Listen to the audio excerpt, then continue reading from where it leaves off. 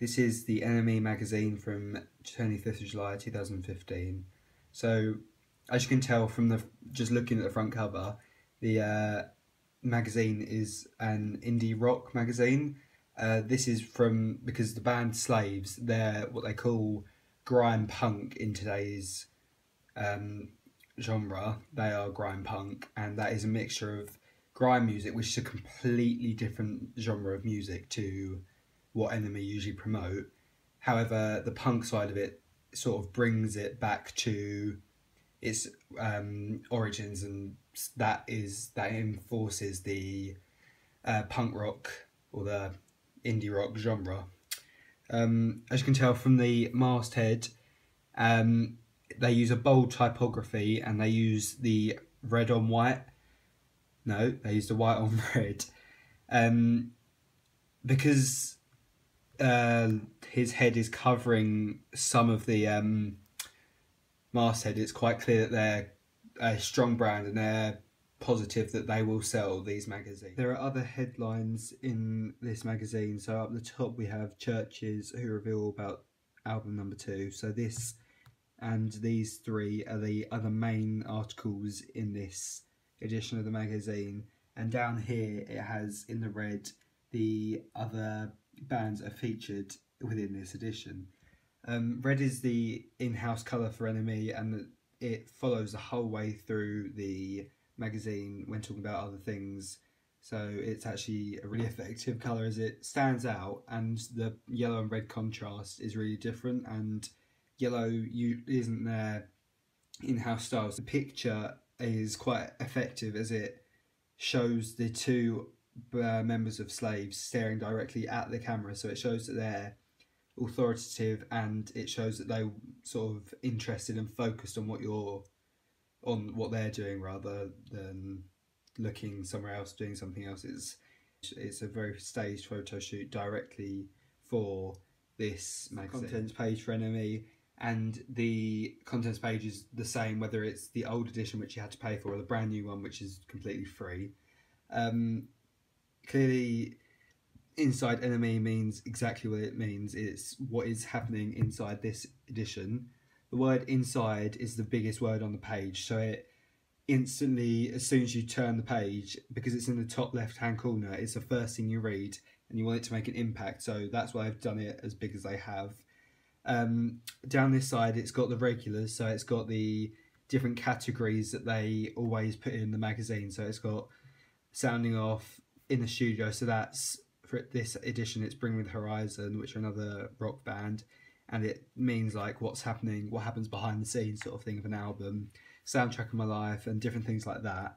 And then next to it has the features, which is this is also in red, again following the in-house colours. This is the features of this week's edition, so it's got Slaves, AC/DC, Albert Hammond Jr. and Mac DeMarco. The use of the picture from Mac DeMarco is very effective as it sort of gives the reader something to look at rather than just having loads of words on the page.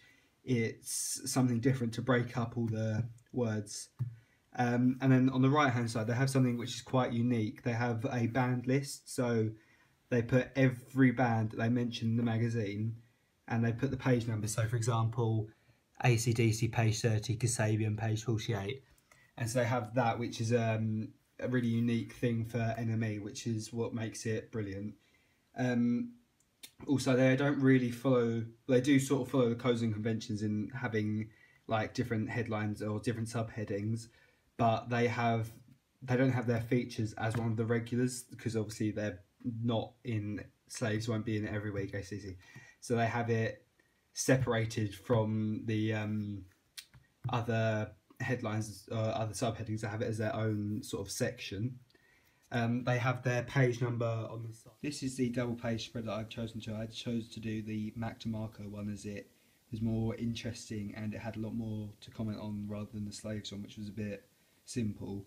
So this is unique as it has the word Slacker Superstar on opposite sides of the page, and they're not vertical. No, they are vertical. They're not horizontal going across the page, which I think is a good idea because it's a unique thing to NME. So that is like going against the codes of conduct is they're going up and down the page rather than across the page. The photo bleeds onto 2 pages, so as you can see, Mac is on the left page, and then it shows the whole picture, and it shows that he is really a slacker superstar, as it's like just him on his bed, showing all the mess around his room. And I think that's quite a unique thing for the magazine. I think it's quite a good idea, as it really is showing what they're talking about.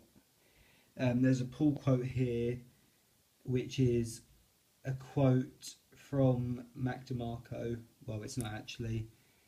It says, it is basically just outlining Mac DeMarco and pretty much in a nutshell saying fans just still turn up on his doorstep, which I think really does show that he is a slacker superstar.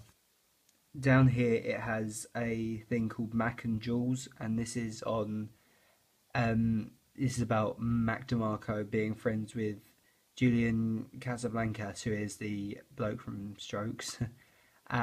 This just is a quick thing that he said about how they actually became friends, and this is in the words Mac and Jules are in black, which is like showing it something sort of different. And then this is highlighted in yellow to show that it's a quote, and also it's unique to NME, as no other magazines will have it, which I guess follows, or goes against rather, the codes and conventions of a music magazine. They again have the page number and a triangle on the side of the page, which is unique to them.